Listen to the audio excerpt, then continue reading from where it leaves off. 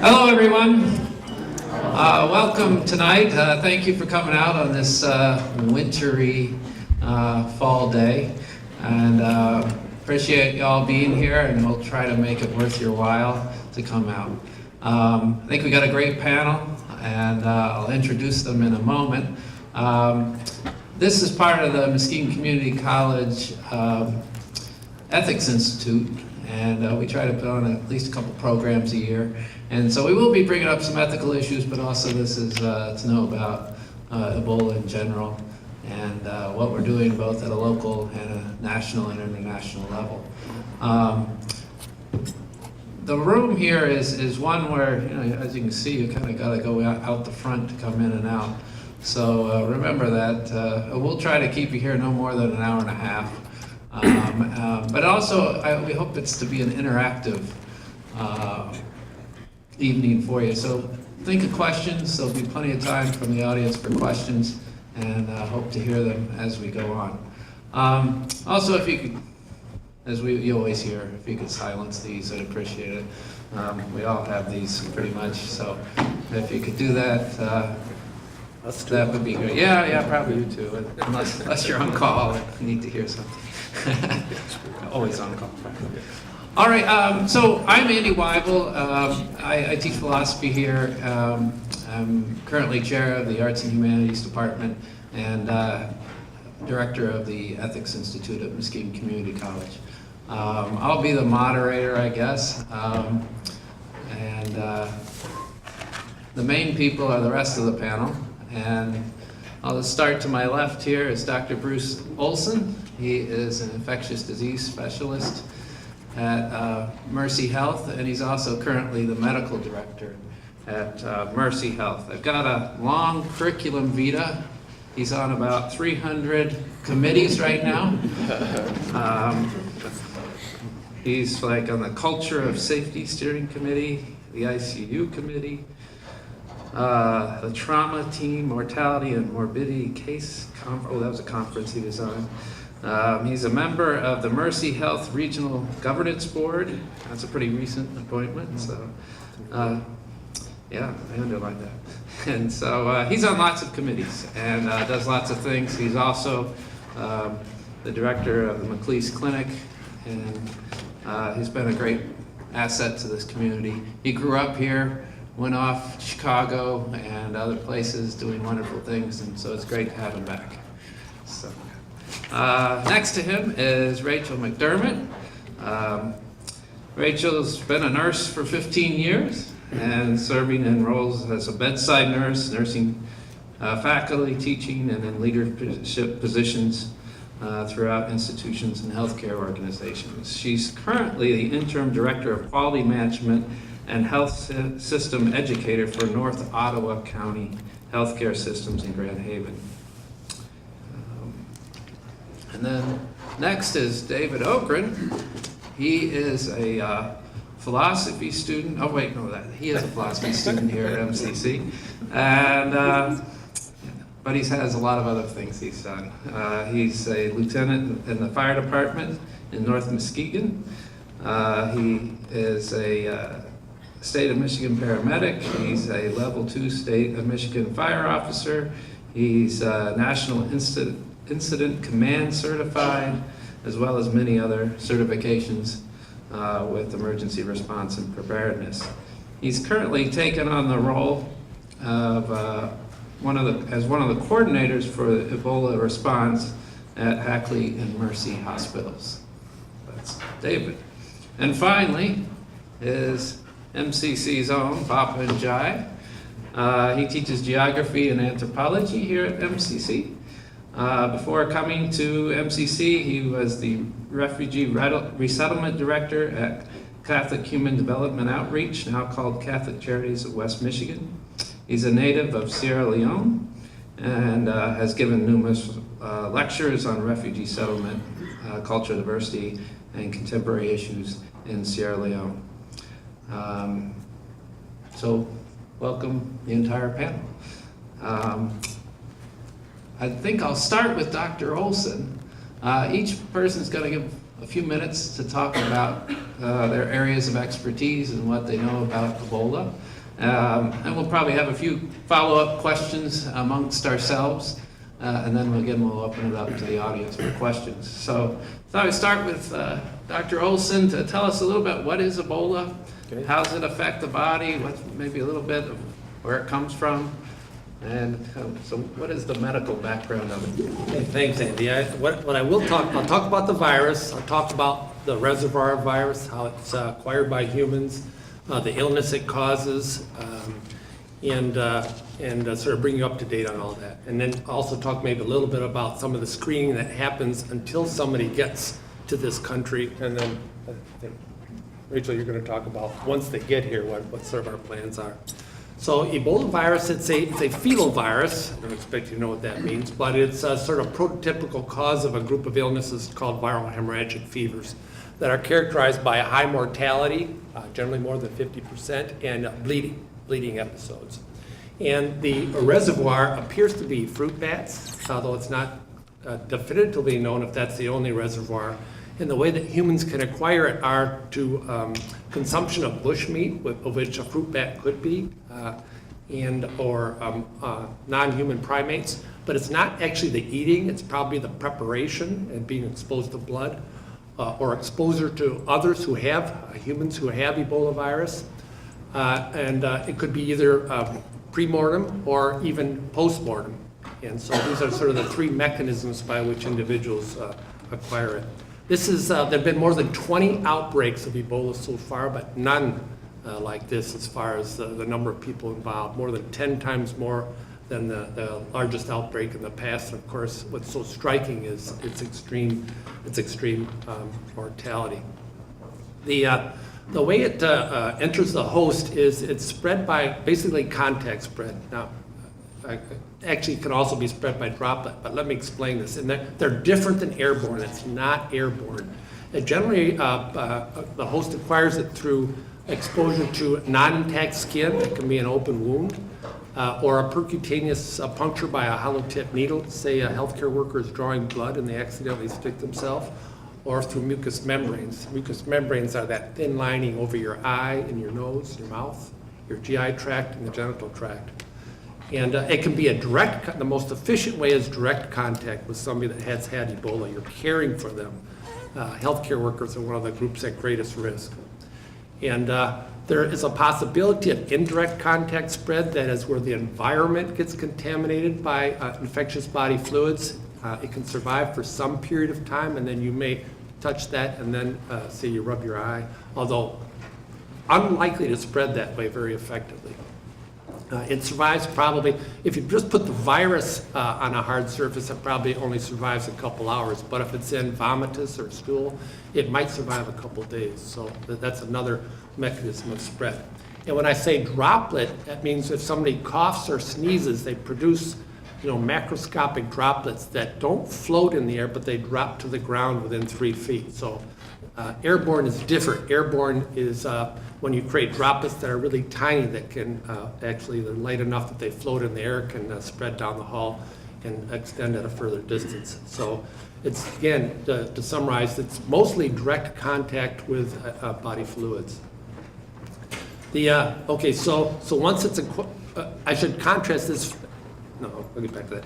So the way, once it enters the body through one of these sites, it then is able to infect a whole variety of different cells. One group of cells it particularly infects are white blood cells, and the importance there is these are the very cells that are to protect us against infection, and it's able to alter those white cells so that they don't produce certain antiviral substances which are normally there to prevent us from getting infected, so the virus can multiply unchecked. Now, this virus, as most viruses, can't divide by itself. It has to infect a host cell and take over the replicative machinery, and that's what it does, and it just starts doubling. Now, doubling means exponential growth, so you go 2, 4, 16, 256, and over a period of about, on average, 8 to 10 days, but can range from 2 to 21 days, it multiplies to a point where it starts to produce symptoms. You generally don't have symptoms until about day 8 or 9. And at that time, there's enough virus to cause, and the initial symptoms, which are fairly nonspecific. I mean, it can sound like influenza in this country, or malaria or typhoid if you're in Africa. It's fever, headaches, muscle aches, joint pains, sore throat.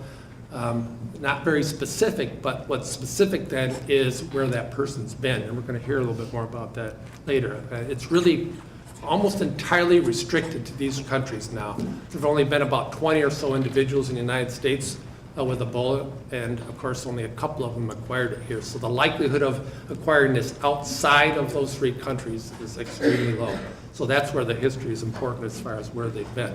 And again, it can take up to 21 days to produce a symptom. That's why if you've heard, you've got to watch people for 21 days after exposure to make sure that they're not going to become sick. So they start with those symptoms, and they don't become contagious to others until they have symptoms. And that's really important because that can give you a clue as to when they should really be careful about infection prevention and control. And in fact, they probably don't become contagious until a couple days after the onset of symptoms. And I'll explain why in a few minutes, why that's true. They become increasingly contagious as their illness progresses. So, and I'm going to contrast that with chickenpox, which can become contagious 24 to 48 hours before you develop any illness, and it's airborne. So the problem there is by the time you know somebody's sick, they've already spread it to others. But again, fortunately, that's not true with Ebola. So as the illness progresses, the virus continues to multiply, and depending on whether they survive or not, it can take one of 2 pathways. For the survivors, it tends to peak around day 4, the amount of virus in the blood, and then it declines thereafter, and then they improve.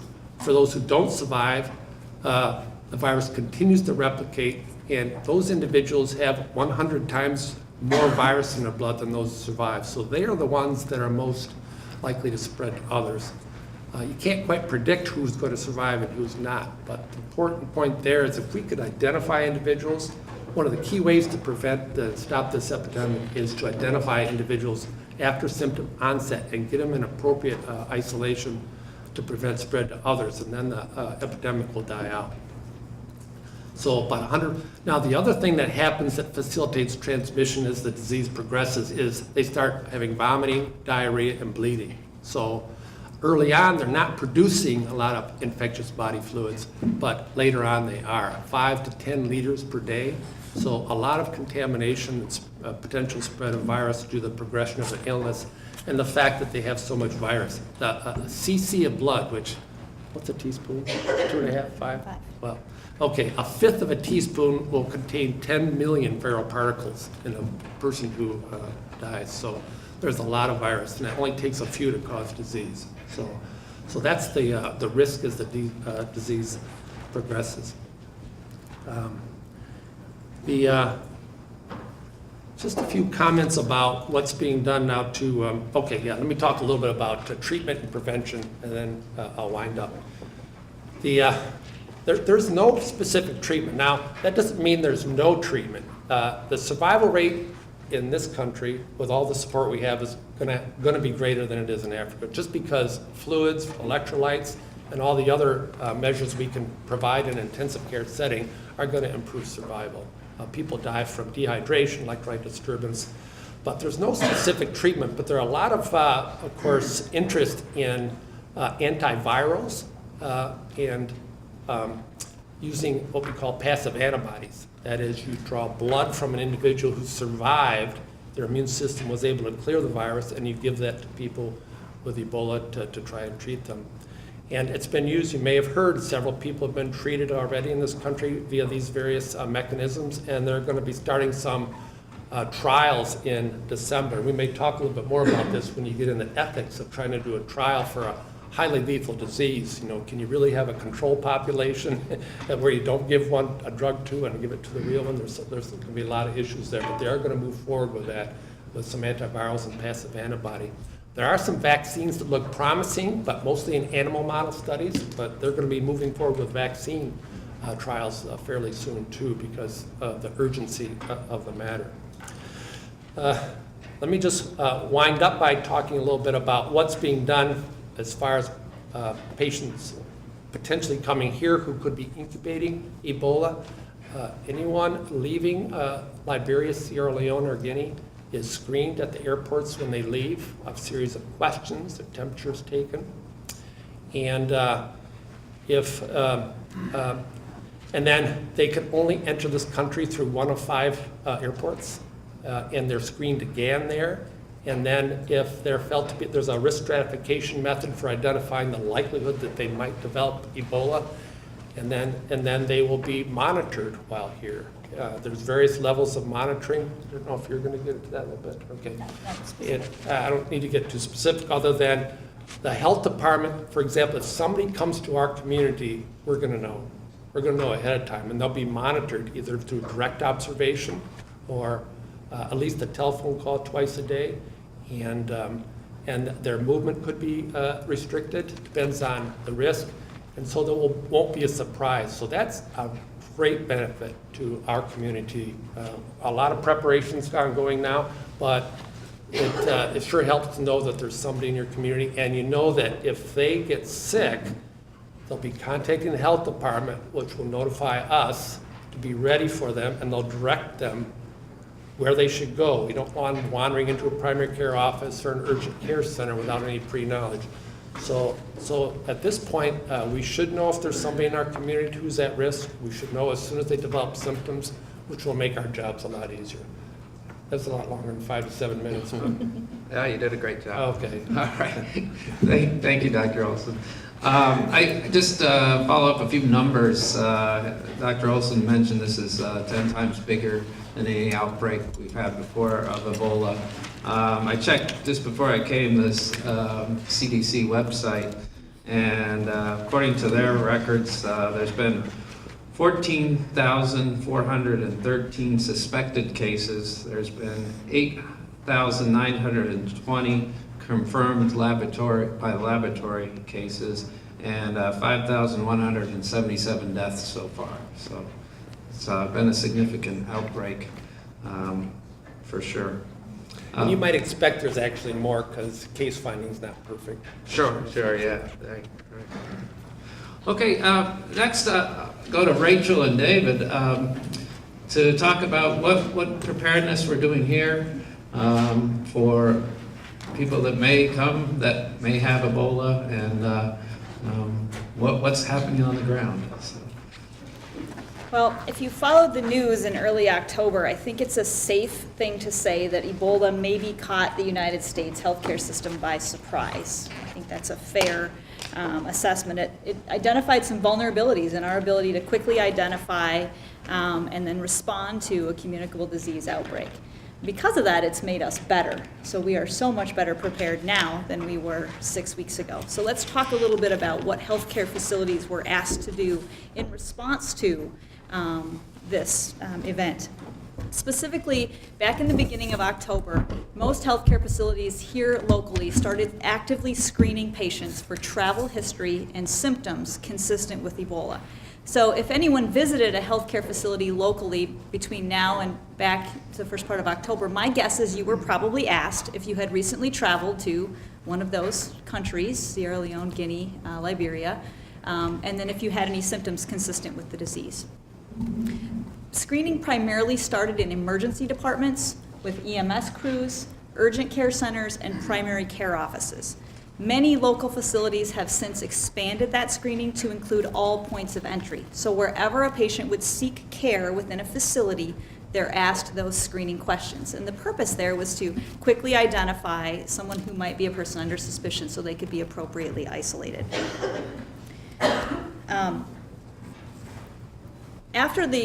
So really when you think about hospital or healthcare facility preparation, it was screening and early identification, and then it moved into appropriate isolation and prevention of transmission. So what did that look like? So it's really great if we screen someone, but what if it's positive?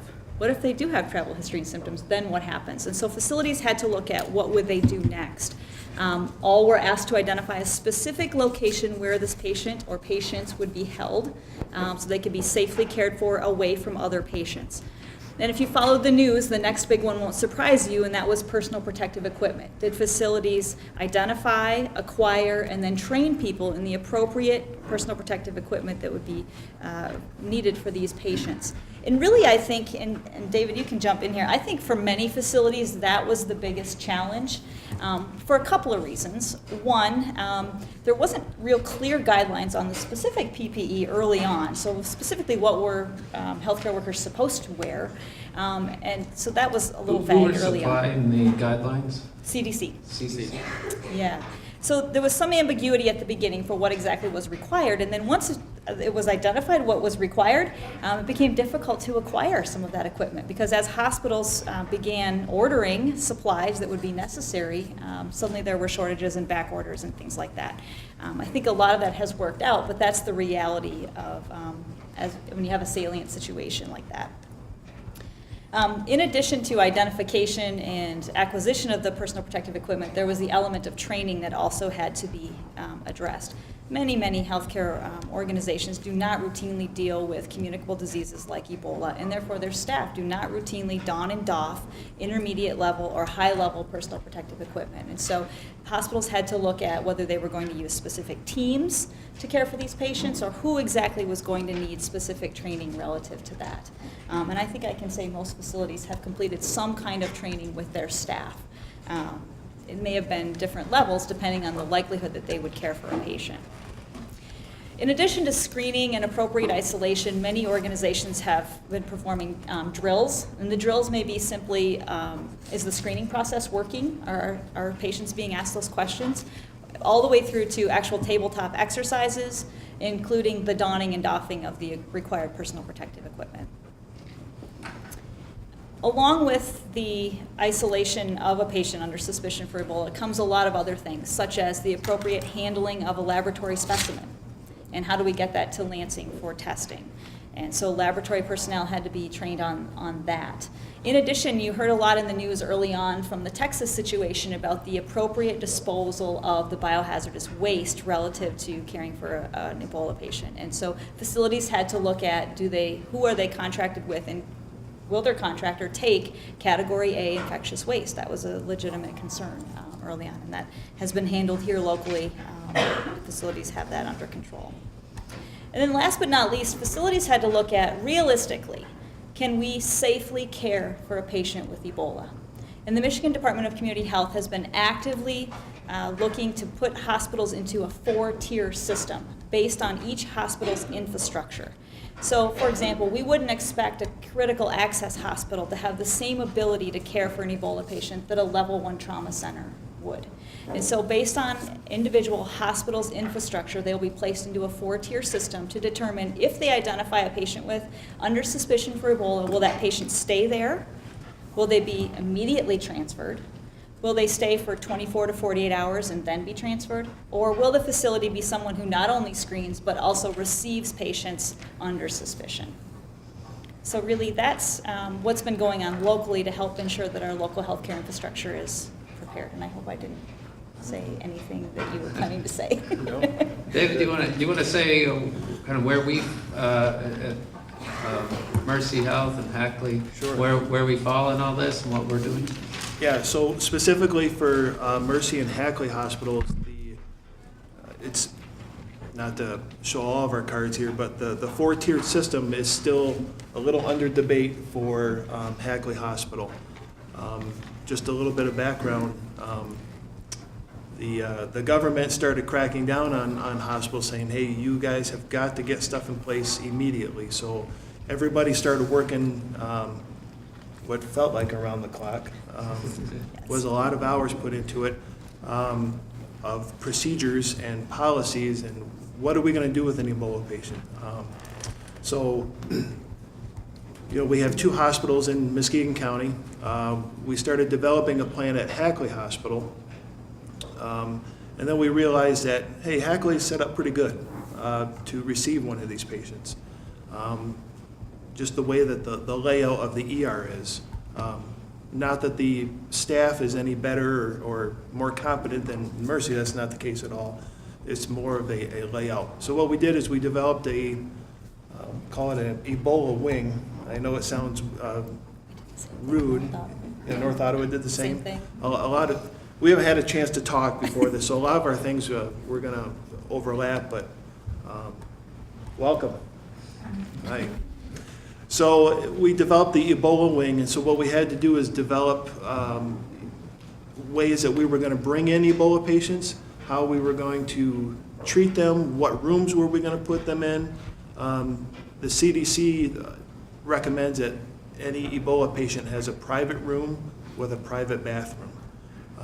We, as of right now, Hackley Hospital can fill up to accommodate 4 suspected Ebola patients, which is pretty good, considering all the requirements that have to go into that. So now we've got we've developed we've got this Ebola wing. So now what are we going to do for training?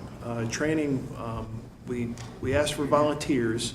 We just didn't want to mandate somebody coming in and saying, hey, you get to take care of the Ebola patient today. No, we wanted people that felt comfortable within all the gear.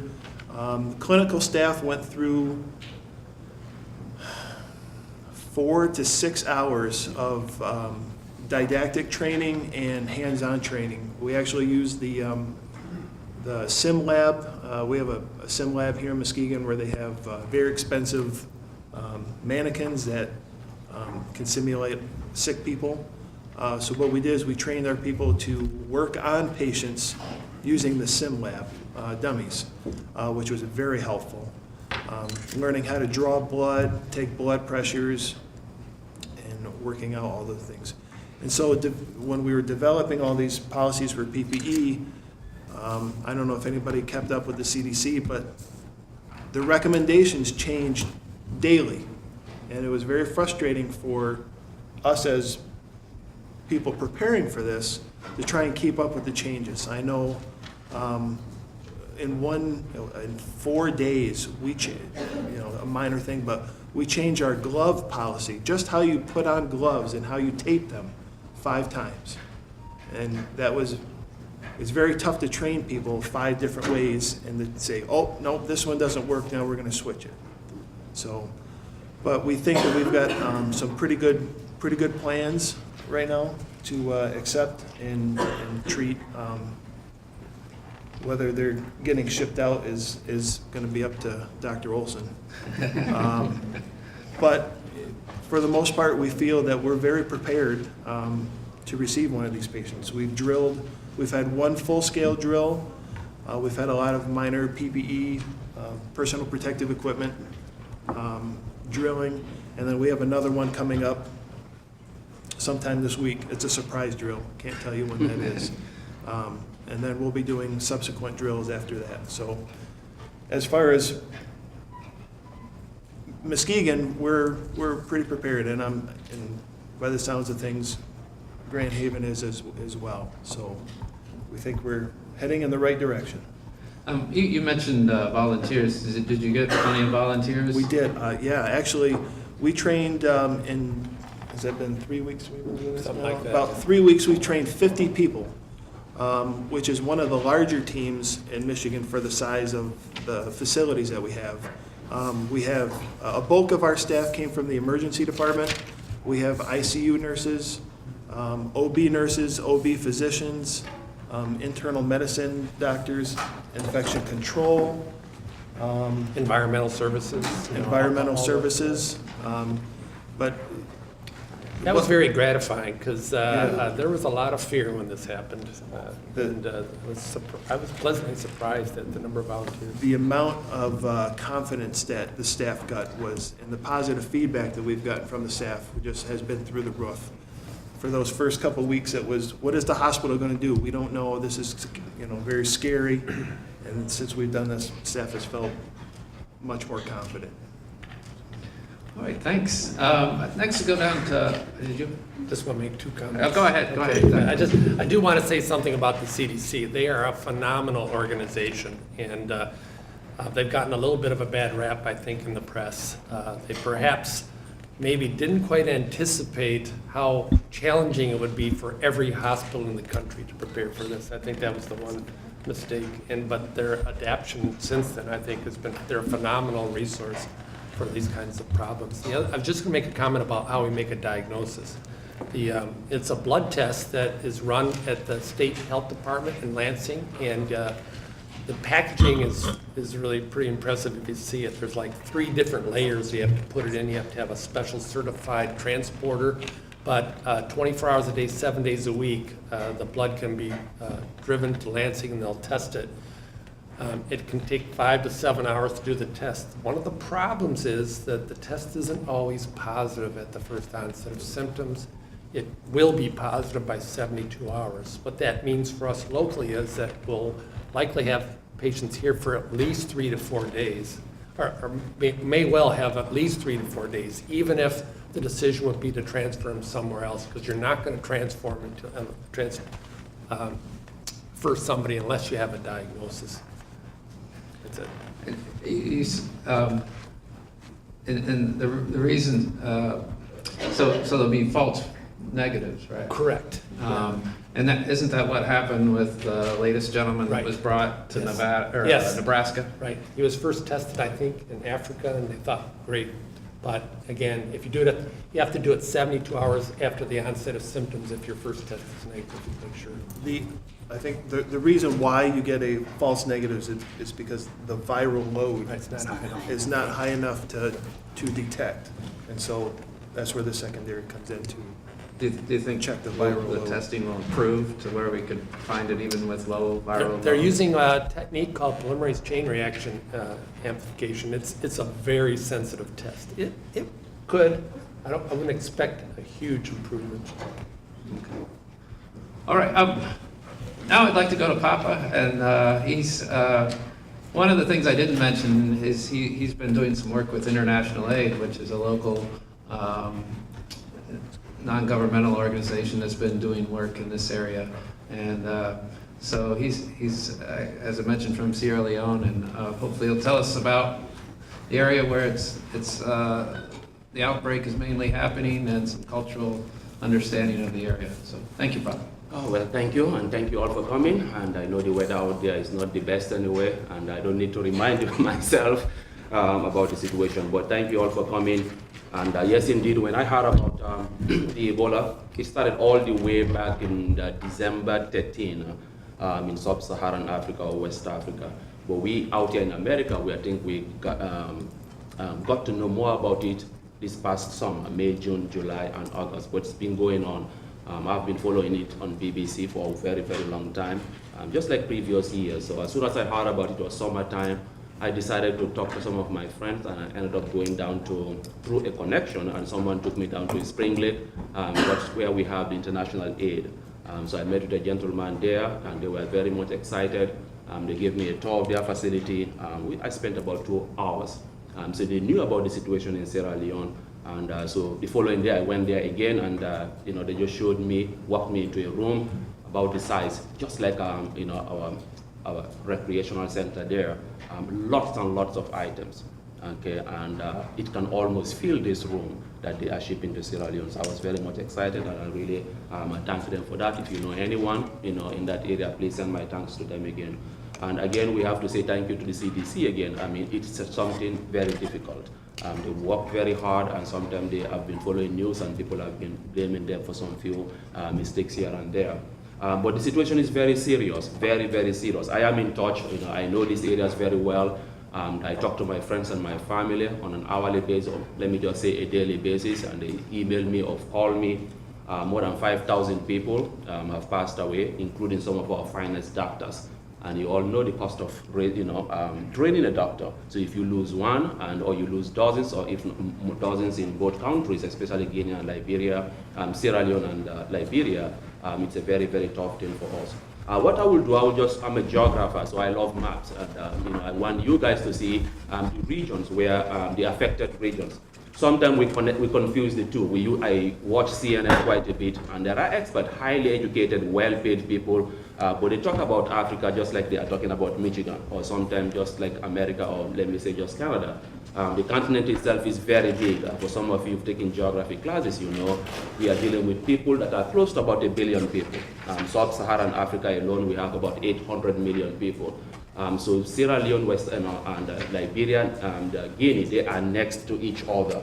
And I have a map, I will just shoot that one very quickly. And let me just add again, 15,000 people infected, these are reported cases. Okay, and there are many people are arguing that there are a lot of cases that are unreported, and these are very few people, people that we have scientifically tracked or traced, and these people, some of them are in isolation. The 5,000 confirmed dead, we probably believe that more than that have died in rural areas, but people are refusing sometimes just to say that my family member died from Ebola. If you don't mind, I can walk across and then see if I can shoot up this thing very quickly and show you where Sierra Leone, Liberia, and Guinea is. I don't know if my machine will work here today, okay, but this is the area here. So as I said, as a geographer, I'm sorry for twisting your head. When we talk about Africa or sub-Saharan Africa, we're talking about a continent that can fit the United States of America almost 3 times. This is what we are working with right now. So what I decided to do was to look at Ebola. I said about global public health, and for me, I'm more interested in globalization. What is globalization? We are all interconnected. Okay, I can be here today talking to you, and 24 hours later I can be in South Africa or back in my home country, Sierra Leone. Epidemics have been coming and going for centuries. My historians, my colleagues are here. You've heard about the bubonic, the Black Plague or the bubonic plague. They killed millions. That is not going to happen right now. Okay, but at that time, life expectancy was very short.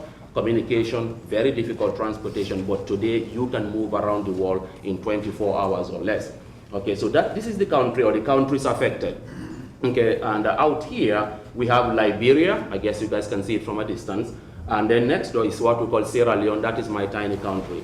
Back to Liberia, very tiny, 4 million people, about that. Next door, Sierra Leone, 7.5 million people. I just say 7 million. Guinea, the largest of the 3, we have about 12 million people. Sierra Leone and Guinea have traveled to these countries, I don't know how many times. I have family members on both sides. And I know Liberia very well, never been there, but I know the geography and the history of Liberia for the past several years. Okay, this is the epidemic and how it has spread. Okay, and I will go back again and tell you exactly where it started. So it started around Guinea, okay, over to Sierra Leone and Liberia. And then what happened? Months later, it's out here in Nigeria, and then it's now in Mali. Okay, and this is the actual epidemic. We can see number of people in Nigeria confirmed dead, about 8.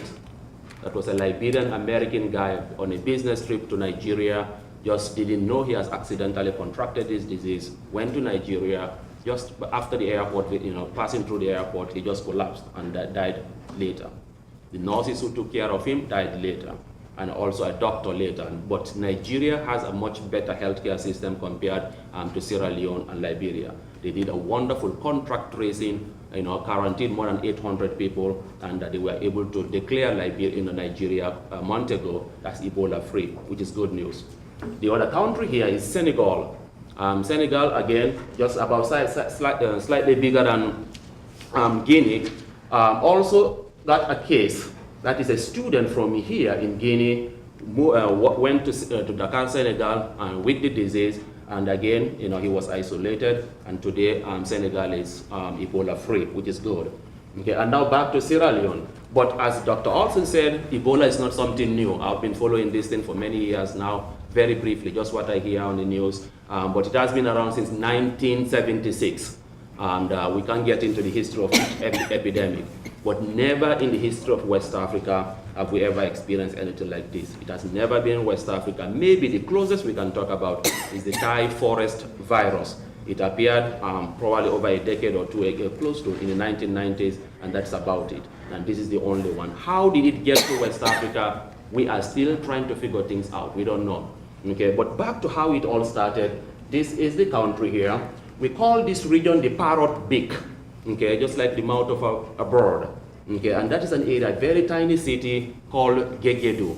I've been to that city when I was in high school many years ago, so I know the area a little bit very well. Okay, Gegedu is very close to Sierra Leone and also Liberia, okay, and so we have what we call a perfect flow of people back and forth, just like the way I go back to, crossing the state to Indiana or maybe into even to Illinois. So that is on. But the question is, what is really responsible for this, massive outbreak? I have to go back to history and look at our public healthcare system. The exact opposite of what you have here. The healthcare system is very weak, and that is historical. Okay, for the past since we gained independence, I don't think we've allocated a lot of money to developing our healthcare system or the hospitals and the clinics. Special concentration against most of the hospitals, the good ones are always in the bigger cities. And Freetown, Monrovia, Guinea-Conakry all have some of the best, finest by our own standard. Doctors who are well trained, some of them prefer to be in the bigger cities again. So the rural areas are left out. That is number one. Number two, we were ill prepared. What Rachel was talking about, protective personal equipment, is that right? PPE is missing. Gowns, gloves, and how to take care of this hazardous material. Complete people were not trained to handle this type of things. Okay, and all of these things combined, and also the people lacked what we call trust in the public health care system. One person has gone, he has passed away. The other person went there, also passed away. Why do I have to take my family member back to the same hospital again? All of these things combined. So what happens now? Well, in anthropology, we talk about this thing quite a bit. Sometimes people believe in witchcraft, okay, or evil spirit. So if I can trust the doctor or the medical healthcare system, can I take it to my local shaman or my local traditional doctor? People went there, and it happened in Guinea, where all of this thing was happening. They took their family, their loved one, so this traditional herbalist, the person failed to cure this person, he died, the person died, and what happened? They went to the funeral again. Okay, and what happened again? All of the people who went to that funeral again contracted the disease and died, and things were just blowing out of control. Okay, so that is one thing. So weak public healthcare system, and I have to add again, Sierra Leone and Liberia and went through deadly civil wars. You must have heard about the Blood Diamonds, or maybe you have watched some of the Hollywood movies. 60,000 people died in Sierra Leone, the 10-year brutal civil war. More than that, more than 60,000 people died in Liberia. Over 250,000 people in my country were refugees. Okay, and thousands of others were displaced within the country. So you can see, during that time, both schools and hospitals were badly affected. Teachers left, and some of the doctors also left. So we only have a few people remain. There is also illiteracy. Generally, the whole country, let me say 40–50% people, of the percent, I can say 30% in Sierra Leone considered literate. So a vast majority of my fellow citizens cannot read and write in English language. So the theory of infectious disease, that this thing can pass through a virus or a parasite, people had no idea about that. Okay, so almost all of these things are now combining again to add more, fuel to the fire. Okay, and I think you talked about this in a little bit. Yes, indeed, bushmeat. Okay, this is a delicacy. People in rural areas eat a lot of it. Okay, because they are far removed from the cities, where you can get at least decent meat, either from let's say cow or maybe a chicken. And in rural areas, what you can get is just the deer, or maybe a chimp, or maybe what we call regular birds. Okay, in some parts, especially in Ghana, some parts of Liberia, some parts in the rural areas, we do know people eat that. Okay, and I have an image of the very interesting thing and how all of this thing here. You talked about the hammerhead. This is the one that we have blamed so far. Scientists are still working on it, or virologists, to know exactly where is this virus really coming from. Always we have a reservoir, or what we call a host. Okay, you guys know more about this than me. But this is the one where people, but again, and apart from just being a reservoir, people consume this thing, or sometimes accidentally touched the blood of this interesting animal. How did it move from West Africa now, from central equatorial region? We have no idea. But this again is another wild theory, because this is the area where since 1976 right up to the present, it has been heavily concentrated within the equatorial region. Many people say these are migratory, they move. Or it is possible that they have been somewhere in the forest, because the area where it started is very forested. I think I know that area very well. So eating bushmeat, lack of knowledge, and the weak healthcare system. But again, another thing that is also part of our culture in many, in both or all the three countries, is the traditional burial practices. Out here, someone dies, what happens? We take them to the hospital, and then the professionals are there, paid to take care of your loved one. Out there in Sierra Leone, Guinea, Liberia, what happens? You take care of it, okay, and you wash the body. Okay, Muslims do it, Christians do it, Not in the bathroom, it can just be in your backyard. There is no protection, you don't have the gloves for it. Okay, so what happens now when you touch someone with Ebola? You've talked about that one. It is extraordinarily infectious. Okay, and maybe you can add a little bit to that, the difference between contagious and infectious. Very similar, but that one, just a small tiny drop, okay, can cause a lot of problems. Is that going to stop today? Probably not. Okay, is that going to continue into the near future? Yes, indeed. But what they are currently trying to do now is to teach the locals how to bury properly. Adding to this one again, it's not only washing the body, touching the body in some parts of West Africa, the stigma of getting that disease. Now, if you have the disease, what happens? The entire community abandons you, the government comes in, quarantines all of that small interest in neighborhood or the house. So people were now reluctant to say, in fact, they have Ebola, even the symptoms. So I prefer to say, no, this person is not sick, or take them or hide them somewhere instead of coming out or taking them directly to a healthcare center, a clinic, or maybe a local hospital. Okay, so people were refusing. What happens if someone dies? Again, they were also trying to, so now they have a 911 type system, an ambulance to come in. It takes days or hours for someone to show up. So you are responsible. And what happens again? So if the person is sick, I prefer to lie. When the officials come in to say, okay, we are here to collect that body that we believe is an Ebola, or to go and test for it, they prefer bribing that individual to give them a fake death certificate. That has been well documented by New York Times, in parts of Liberia. Not too sure about Sierra Leone. All of these things. And for the fact that if I give them my loved one's body, they are likely going to cremate this body. That is not part of our culture. Okay, and I can't, even myself sitting here today, to say my own loved one, my mother or my uncle or someone that I know is going to be born, after the person died. It's something that people are not very comfortable with. So almost all of these factors, I can continue coming back again to answer more questions, all combine to get this virus out of control. So people are hiding their loved ones, secretly burying them, bribing officials, and then again, people are afraid again. If I am sick, maybe it's malaria. I don't know what is really happening. I have the symptoms. You've talked about the symptoms. If I go there, people just say, you are coughing, you have a sore throat, maybe you have Ebola. So I'm going to take you to the Ebola ward. But maybe that person genuinely has what we call malaria. The symptoms are very close. So that healthy malaria patient is now taken to Ebola, to the Ebola ward. When what happens now? That person accidentally contracts Ebola. You can see all of these things here. So this is a combination of factors. And again, I have to add, the borders are very porous. People move back and forth. It's not controlled like going to Mexico or passing through, going to Windsor, Canada. There's strict border where you stop and people can ask you for your passport and other things. We have family members on both sides. So myself, I've traveled using only my ID card when I was much younger, high school. Probably I never needed an ID card. So all of this, both cultural, and I think I have to add one before, and I open the, move on to back to Andy, is that the international community did not act very quickly. We have an international organization called World Health Organization. They have been around forever. They have representatives in almost every single African countries and worldwide. They did not ring the alarm bells, warn our government. And of course, our government also slept again. Okay, they also did not take this. Well, I don't want to say seriously, since they did not know much about the disease in the first place. So a lot of people were dragging their feet. The international community, World Health Organization especially, I know that I'm blaming them 100%. They also did not do a very good job, and they are now, probably some of them are now apologizing for what happened. So what happens now? Before the CDC, before World Health Organization, the United Nations, late August, things have already gotten out of control, and that is really what happened out there today. And the money, they asked for about $1 billion, we're probably about halfway through, okay? Maybe just half of that has so far been raised. And this thing needs to be contained within these countries.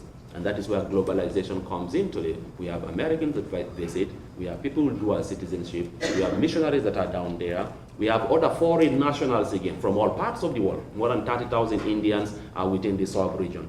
Okay, Indians from India.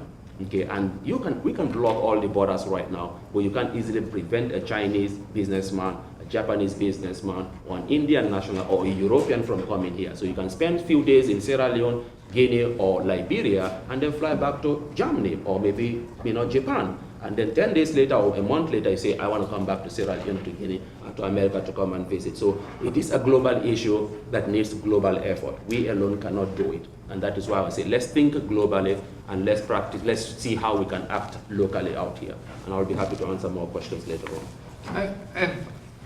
I'll open it up here to the audience in a second. I got one follow-up for you, Papa, Please. and another one for the rest. You mentioned that cremation is frowned upon, it's not part of the culture, and this change in the way people are buried. Is that, you said for cultural reasons, is that religious reasons, or is it just the culture of the area of how people are buried? It is something that we have never done. Religion is part of the culture anyway, and What is the Islam. religious In landscape Sierra there? Leone, majority Muslim. We have Christian. I would just say sometimes 50-50, but we always say the Muslims are in majority. Guinea, overwhelmingly majority Muslims, and then in Liberia, I would say majority Christians. But for both cultures, okay, this is something that is very Asian.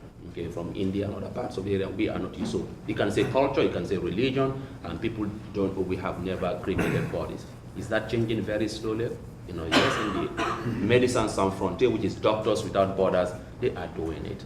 Okay, in parts of Liberia, but again, they have to build a lot of crematories, if that is the way they call it, or teaching the locals that if you really want to bury someone, and using your Christian or religious, tradition, and then this is the way to do it. Okay, they give them protective equipment and help monitor them, and right down to you can't go very close, and they have people that are really suited up. They are paid for that. And you can stand a couple of feet away, pray using your cross or maybe the Holy Quran, but they have people that are paid, and you can be somewhere from a distance, observe it, and they bury them in a secluded area.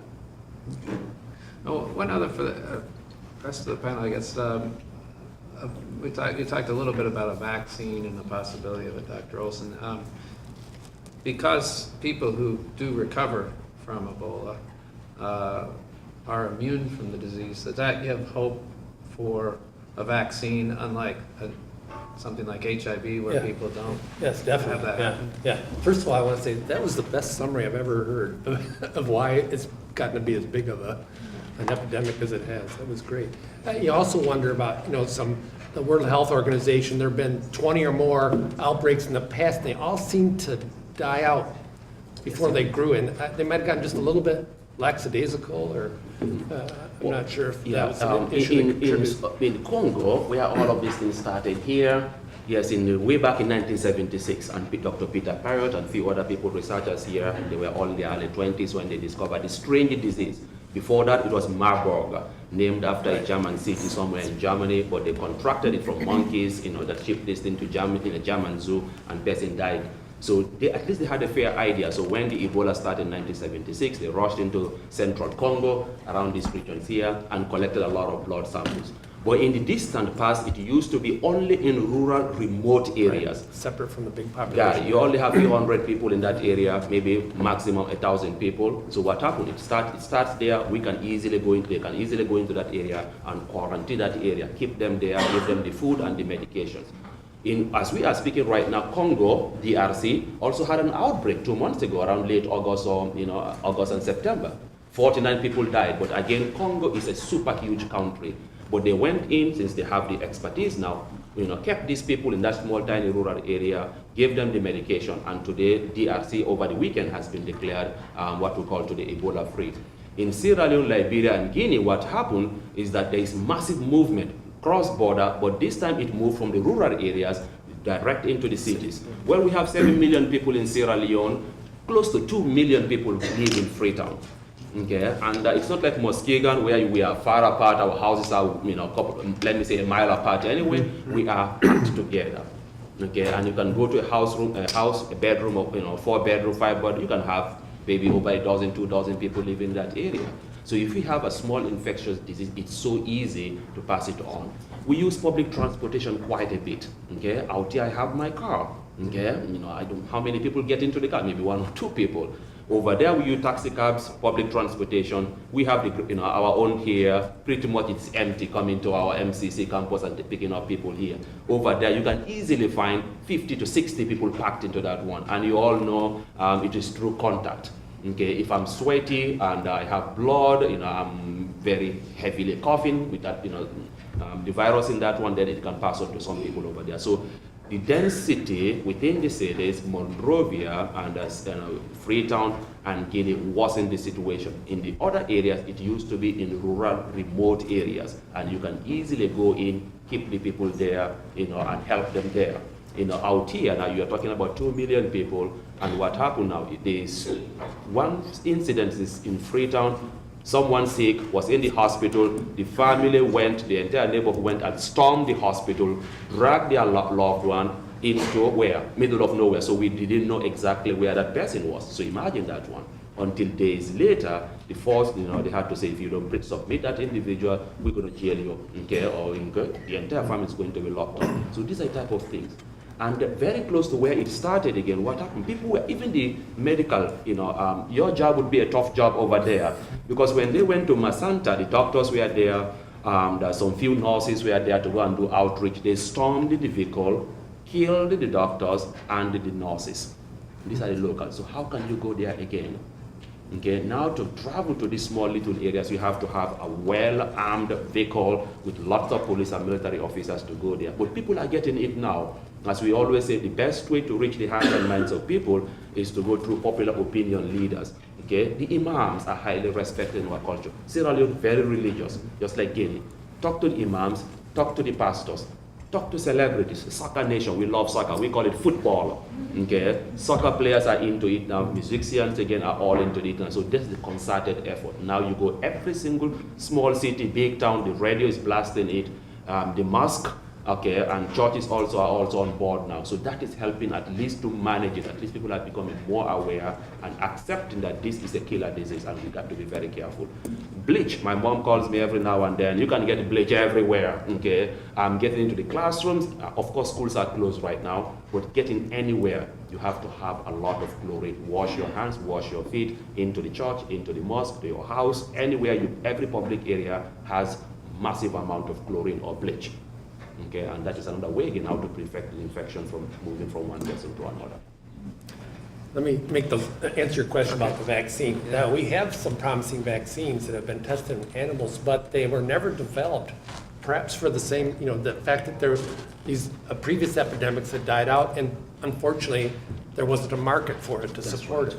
Now, because of this epidemic and the concern that this is a potential biologic warfare agent, I think those two factors are going to really push and promote the vaccine trials that will start pretty soon. But it does look promising. All right, I want to open it up to the audience to ask questions. We've been going on for 55 minutes or so. So I guess just raise your hand, and if you want to ask a particular person, please address that, or if you just want to ask the panel in general, that's fine as well. Back there. Yeah, in the back. I had a question. When you're talking about the biohazard ways to get rid of the biohazard, like the vomiting and the feces and stuff.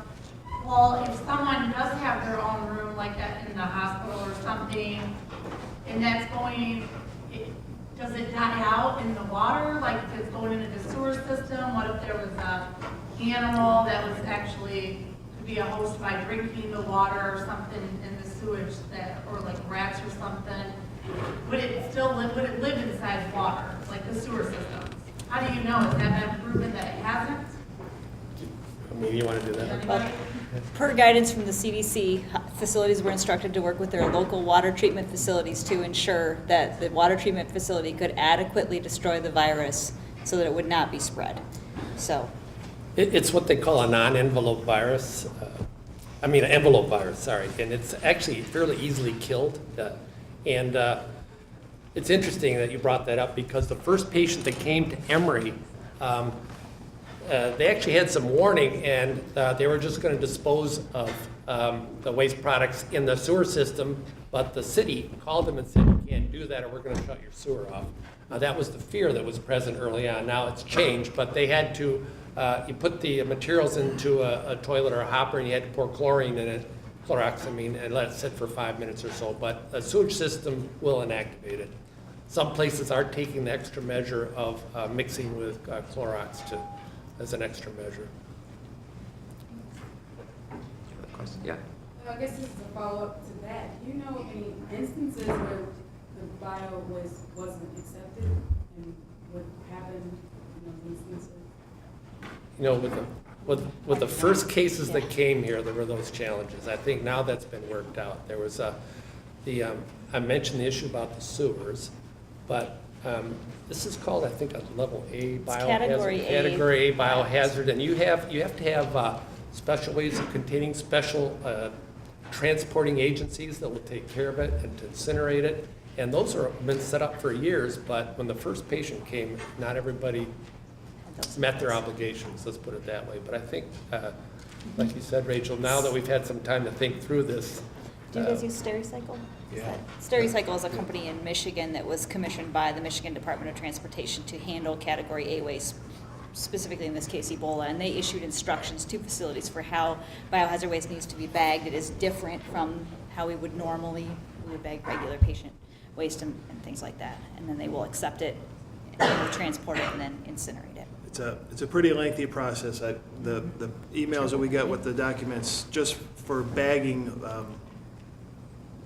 say gloves or our PPE, we doff into a big bag, and then that bag is sealed, sprayed with a solution,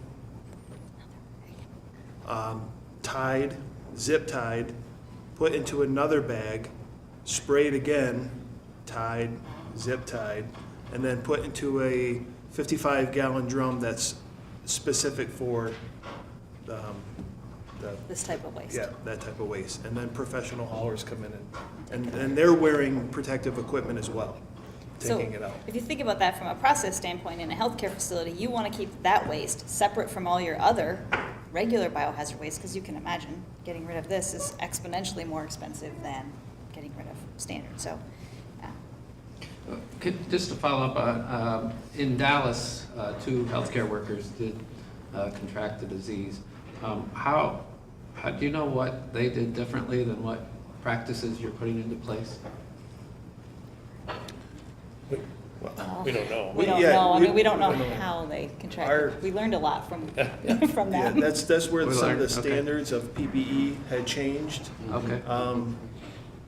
I think it would be unfair to those workers for us to speculate as to Yeah. what But happened. they had different standards in place Well, when they, And training, maybe. They may not training, have the maybe in training, or just, like, I know for Mercy Health, I don't want to speak for North Ottawa, but we've gone up and above the CDC recommendations for PPE, a step higher than what's recommended, so maybe it's not needed, but it sure does make the staff feel a lot better and more confident. other questions? Here? I was wondering, what is the, I guess you could call it standard of living for the incubated patient?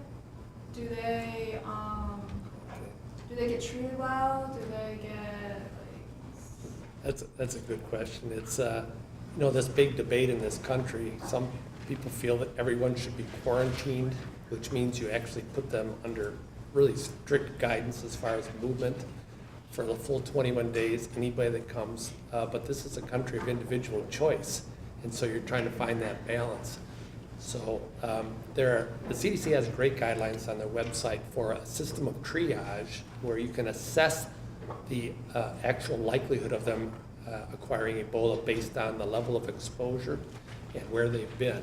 And the level of control you place on that individual depends on that. It can vary from simply having to call in twice a day with measuring your temperature and going through a questionnaire for symptoms, and allowing that person to actually be out and about as long as they don't have symptoms, up to a more severe control where actually they're visited on a regular basis and aren't allowed to leave.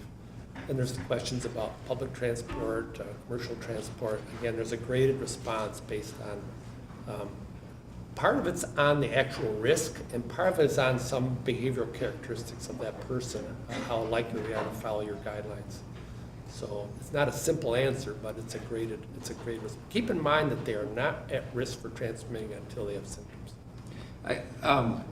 One problem that arose in the news in New Jersey and New York had standards actually higher than the CDC suggested, and they were quarantining more people than was recommended, and that's where the nurse was quite upset about being a low-level risk, but yet having to stay in quarantine.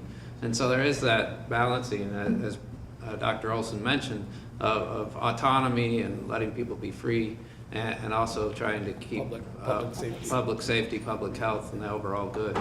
So it is a constant kind of pull in both directions. Another issue there is the concern that a lot of the individuals coming back here have been healthcare workers that have put their lives on the, to help take care of these people. And then when they come back, we put them in isolation for 21 days away from their families. Not fair? Thanks, Chair. This question is for Papa. In regards to West Africa, what is your take on, I recently read an article based on Liberia. In 1926, Firestone came in, and they did medical expeditions to get a better understanding of tropical disease. It said in the article that they took the same path that slave traders and rebels took, and the locals were very fearful of them. Is there still kind of that fear of outside help coming in? I mean, you mentioned the families, if a family member goes to a doctor and they're not healed, why go? That is excellent question. I would love to see that article again. I've been reading about that. I know about all of what you're talking about. Firestone is the largest rubber plantation in the world, owned by an American company for the past century. So they do have research centers, a center inside Monrovia, very close, the one that you're talking about. We also have one in southern Sierra Leone, what's called Kailahome. But that was for Lassa fever. You guys have heard about Lassa fever. It is something, again, another zoonotic disease that jumps from rats to human being, rodents. That has been endemic in parts of Sierra Leone, but nobody knows about it. The vast majority just comes and goes. And so they have a small little lab there. They have this one in Liberia again. Again, the people were also saying maybe they have done something inside these labs, okay, that is responsible for this disease. So they call it a conspiracy. Okay, Westerners are responsible, or the Sierra Leone government or the Liberian government is behind it. It's a fake. They are trying to get money, okay, money from outside. So a lot of people, a lot of conspiracy theories. One, distrust for the medical system and for the government. And number two, they say, what about this lab? We don't know what is going on in this lab. They don't allow people, and of course, it's a level 3, level 4. I don't know how they call this thing. They don't allow people to get into that area. So nobody knows exactly what is happening in these areas. And that is another thing. Again, the pushback was that people are saying it is possible. They have done something in these labs, okay, that is responsible for this disease that they are calling Ebola. Okay, we've had the same theory again for HIV/AIDS. Before we knew about how this thing jumps from chimps to human beings, again, a lot of people say in the 1950s, research was done, something went wrong that is responsible for the emergence of Ebola in the Democratic Republic of Congo. So you have HIV/AIDS from the DRC, now you have Marburg again from the DRC area, you have Ebola from the DRC. You can see why is this area always the epicenter of this type of dangerous diseases. So indeed, that is an issue that people are still working on today. Hopefully the fear is going over slowly. But they do have a research station there. They have a smaller one inside Sierra Leone. ZMAP was also there. Okay, a small little quantity. I just read about it in New Yorker magazine. Okay, but the quantity was very small and it has never been tested on humans. So when our top doctor, the guy who was very sick, working with some Harvard scientists, okay, the lady who was coordinating all of these things, it was really what we call ethical consideration. What do? We have this very tiny trial drug called the ZMAP. Can we give it to a human being? It has never been tested before. Okay, or okay, just use the regular healthcare system in a way to try it, and then they decided against it. One, he's a highly respected doctor in Sierra Leone.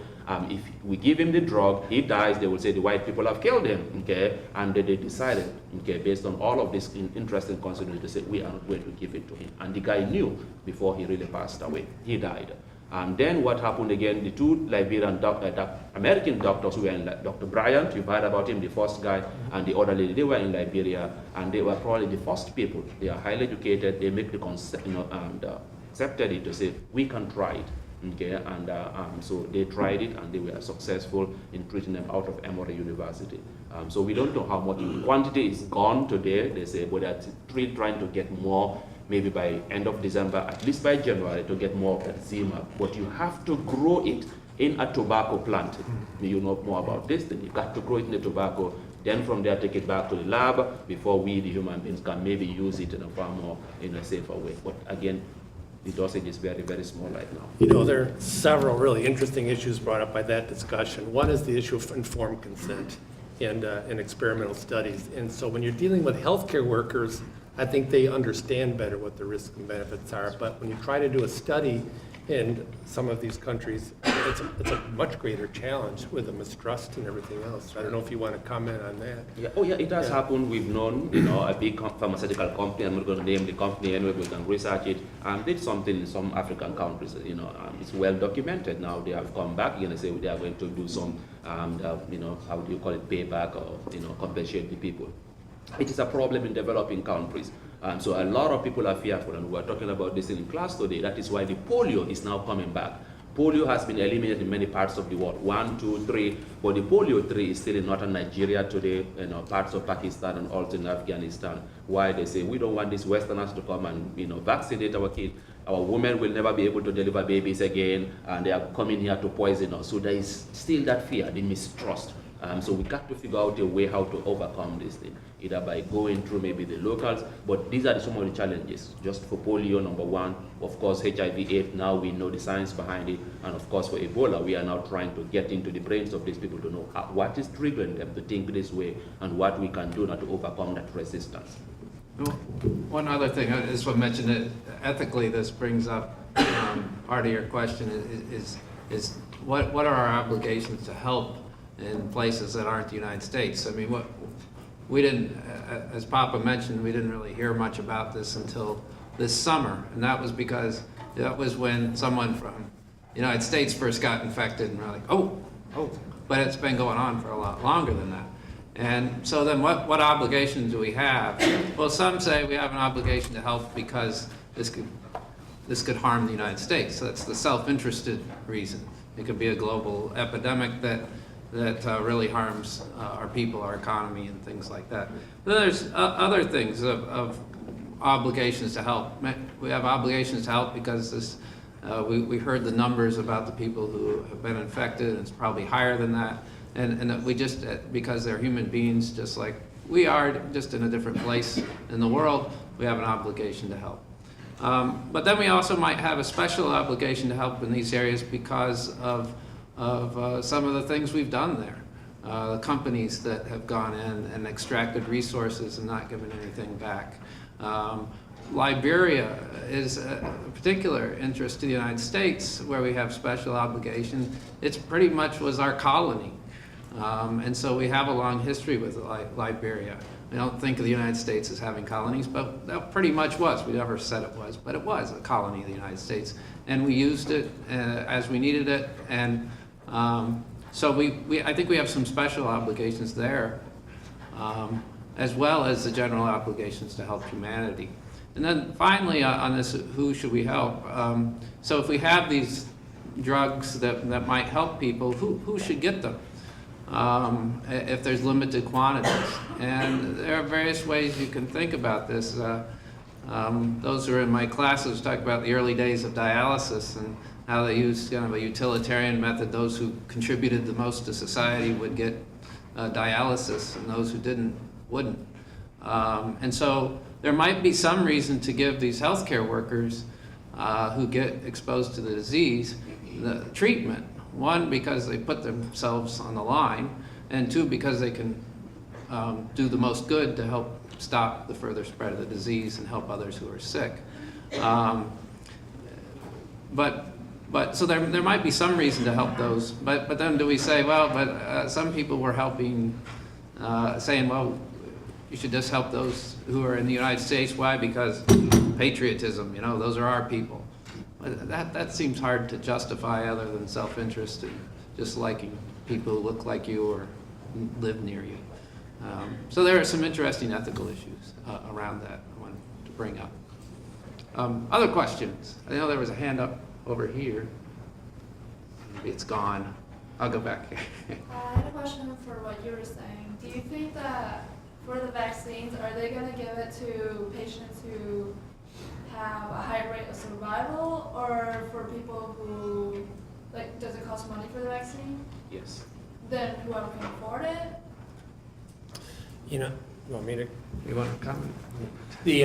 It's actually a preventive. It's not so much as a treatment. Vaccines aren't very effective at treating people already infected, although there are some examples of that. So it would be mainly vaccinating the population that's not been infected yet. Experimental studies, there will be no charge. I mean, those are all provided. So, I mean, once it's available, I can't say. But there's still, I mean, that's a good question on who should get vaccines. And do you give it to people who are most likely to be exposed in these areas? Do you give it to healthcare workers because they're the ones that might provide the most good? Or do you provide it to those who can afford to pay it as time goes on beyond the trials? And where do you test it? Do you do the testing in these areas? Dr. Olson originally mentioned for a vaccine, do you have a control group? Our best way to test things is to have a control group which would receive nothing or standard treatment. In this case, we don't have a vaccine, so they get nothing. And then the experimental group would get this experimental vaccine. Well, but then that seems almost terrible to let these people go without any protection at all and then give at least some hopeful protection to these. So then okay, do we give the vaccine to a small group and watch it and see how it progresses, maybe without a control?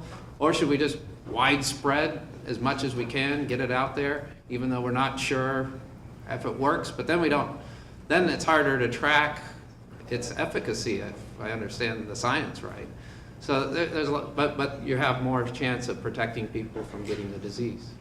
You know, interesting, if you look at H1N1, about 5 years ago, we were faced with the issue that we would not have enough protective vaccine. We might not have enough ventilators for people. We might not have, in this country, maybe for the first time in a long time, may not have the resources to handle the huge outbreak, and they had to do some of that risk stratification. And actually, they didn't put healthcare workers in the first tier. I guess it's like when you're on the plane and that little oxygen thing drops down. You're supposed to use it first before you help somebody else, because if you can't, if you don't survive, you're not going to be able to help the person next to you.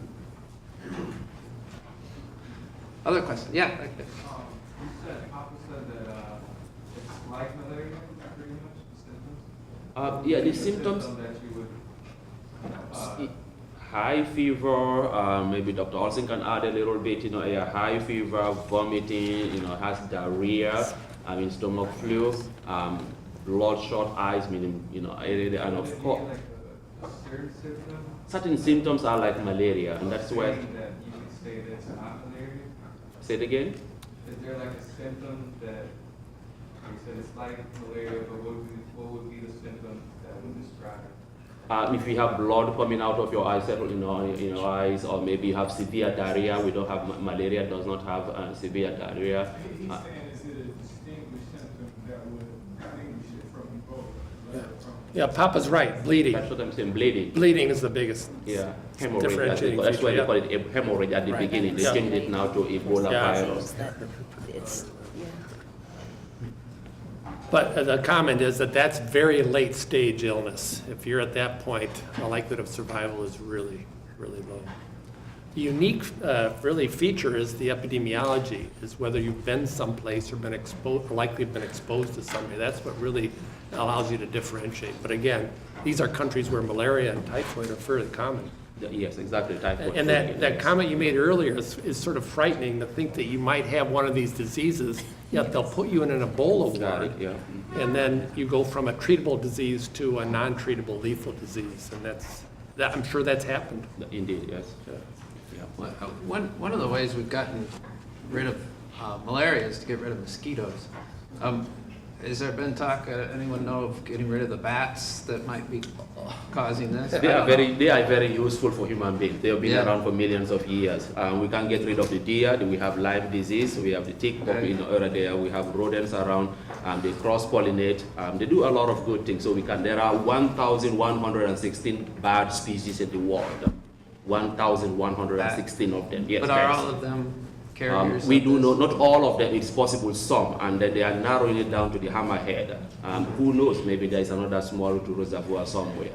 So we can't get rid of all of them, but we can develop vaccines, high-risk areas that are very close to forested regions, maybe give them the pills, or maybe give them a vaccine. We've done that for, how do you call it, river blindness, and that's the same thing. The World Health Organization, put in millions of dollars in the 1980s, early 1990s to go around and spray all the rivers. And then for the high-risk areas, give them some small pill, a pill that you can take once a year. And so that has saved a lot of eyesight in parts of West Africa. So a lot of companies are really coming up with many therapies or drugs. So one of them will probably be something that we can give to these high-risk villages or villagers out there that will fortify their body or their immune system to the vaccine. But they are there. The chimps are there, and sometimes these things jumps from the bats over to chimps because our bodies are very close, our DNA. So there are times when they go to Congo, to a small village, you see 5, 10, 15 chimpanzees dying, okay, and they have this Ebola virus in their body. So it means it is there, they contract it just like us, but they are also immune to the disease itself. So they are not the big reservoir. It's somewhere, hiding somewhere, but it's very sporadic, comes and goes. It attacks, kills few people, and then it dies very quickly. But that doesn't mean it is going away. It means there is a reservoir, a host somewhere that they are trying to get hold of, and that is the one we are working on. And that is most likely a bat or maybe another additional animal is out there. So another question up there, yeah. Yeah, this one's kind of awkward. Is the reason we sent 3,000 troops down there, is that to protect the doctors and the nurses? Because you said a couple clinics have been overrun and they actually were killed. So is that why we sent troops down there to protect That for sending them to Liberia was to build healthcare centers, okay, hospitals. They are working on it right now. So the military, they are very well trained, but not to protect the locals. They are far removed from them. And they are helping to set up emergency tents that can help because we are running out of beds. Okay, our hospitals are already full. Sometimes they are putting them right on the floor. Okay, and some people outside the hospital. So America sent about 3,000 military personnel to help build some of these local hospitals. That is working. Yes. We spoke about this in ethics last night. Barack Obama did pledge the 17 treatment centers to Liberia along with testing kits, training for medical workers. Buildings are all very good, but we need bodies, trained medical professionals there. And I know Liberia has 200 doctors for a population of, I'm sorry, around how many? 4 million. 4 million. It was down to 120 some few years ago. So 120, and 60 of them were foreign born, meaning they are expatriate from here. So native born doctors, 60 plus 60 from maybe God knows where, 120. But let's put it to 200, the same number for Sierra Leone. And most of these people are in the bigger cities. So there will be centers and beds there. I'm going into the healthcare field. If I want to go there, can I be insured safely? I think so. There was a very wonderful 60-minute. I've seen doctors, one nurse from Northern Michigan, okay, from here. I think Andy also watched the same 60-minute. Stanford doctors, ER doctors, a lot of people are really going down there today. If you are with the CD, I'm sure they will give you a lot of training, give you the best protective equipment so far. Medicine Sans Frontier, which is Doctors Without Borders, they have never had any incident. So that means they have been doing something right. Their own PPEs are very different from the one provided by the CDC. Very high, so they have been doing, except this last doctor is a Sierra Leonean who got sick. So I'm sure you will get the good orientation before you go there. And I hope, we are praying, we'll pray for you, all right? So yes, indeed, we do that. So yes, America is in Liberia, they are also helping Sierra Leone too. We have a lot of British doctors, and a British ship is down there too to help build up some healthcare centers. The French, or France, is also doing the same thing in Guinea. China is building 100, 200 bed hospital in 10 days. I don't know how they are going to do it, but trust me, if they promise, they are going to do it. Australia is also pumping in some money, and they first closed their borders, which was probably not a very wise idea, but they decided to do that for national security. And now their own local citizens are now calling on the government to say, you need to do something. So they are also sending Bill Gates, you talked about malaria, Bill Gates and his wife, the Bill and Melinda Gates Foundation pumped in a few $1 million. Mark Zuckerberg, $50 million, and Mark Zuckerberg, you all have Facebook account, $25 million, Google, $7 million. And so you can log into Google today, give $2, and then they will be sending it somewhere. So people are coming up, things are happening anyway. So, but we all can help, and that is what we need, all the help. Myself, I've been working with international aid, they've done that. I am going to continue putting together in my own private way some of these PPEs. I was trying to educate myself about the disease. I was thinking I can go to the dollar store and get some gloves, but they are woefully inadequate. Hygiene items are things that are badly needed. I talked to my friends there, so these are the items that I'll be trying to put together, collect, and see if I can. I'll find a way to ship them. I ship things all the time anyway. One other question. How is information passed to, is it like a game of telephone? Is there a red phone connection? What's the question again? Communication, like cell phones or? Oh yeah, everybody has a cell phone now. Get to the deep remote area, but cell phone now all over the area. Just like in Congo, that is the way they manage. They can keep these people there and they can text them very quickly. The BBC, in fact, even has a small little app for, BBC is a British Broadcasting Corporation. They are also chipping in a little bit. So we do have text now. WhatsApp, you guys know WhatsApp? It's not popular here, but 600 million people, probably all of my friends are on WhatsApp, and there's a flow of information. Radio, television, since the schools are closed right now, they are trying to deliver classes via radio. I don't know how it's going to happen through radio and television, because the kids are sitting at home right now, so they are going to deliver lectures now on the radio. Do you think that closing of the schools is a good thing, or is it increased fear? And I think it's the fear, and I think it's a good thing. We just want to reduce that concentration, because a kid has fever, goes to school again, we don't know what type of fever. He probably might get something or transmit something. So although it is very sad to lose a whole school year or an entire semester is gone. And it seems like there'll be a way to increase education and whatnot, get through the schools. That is another way too again, but we use the radio quite a bit. Okay, the radio is probably the most effective tool in Sierra Leone and Liberia, and of course Guinea too. And you can reach them in their local languages. The teachers are also afraid. Business is afraid. Some people are closing down, so teachers say, I don't want to go to school too. Again, situation is not very good for my health. All right, well, I think we better wrap things up. I see a few questions still out there. I said I'd get you out of here by 7:30, but I'm sure the panel will be happy to stick around a few minutes and answer any questions you might have individually. I want to thank the panel, did a great job.